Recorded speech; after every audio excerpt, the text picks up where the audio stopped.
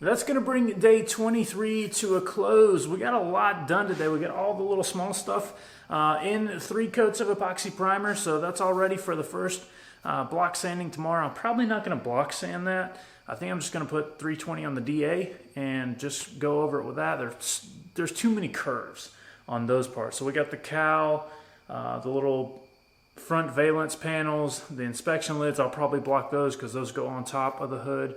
And they're pretty flat, but like the cowl and everything else, there's too many compound curves, and if you start blocking that stuff out, you're gonna basically only be blocking with the corners of the blocks.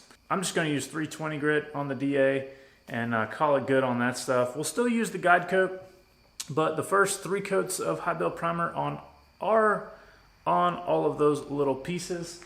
The fenders, I went ahead and block sanded those for the second time. So 320 grit, second round of block sanding, everything came out perfect. There's like one little low spot that's underneath where the badge is going to go.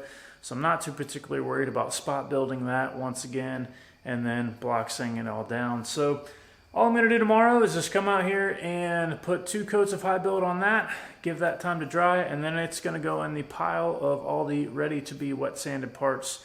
So I've got both the doors over there right now, and the hatch is ready to be hit with 400 grit wet sanding.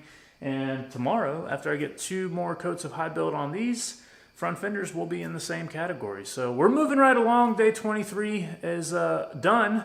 Tomorrow's day 24. We still got a lot to do. I'll see you guys tomorrow. Thanks for continuing to watch this series. If you like this stuff, you know what to do. Click the thumbs up button. If you haven't done so already, click that subscribe button. Turn on your bell notifications. That way you get notified just as soon as I get around to posting day 24, which will be up tomorrow. I appreciate you guys hanging in there, as always. And until next time, thanks for watching this one.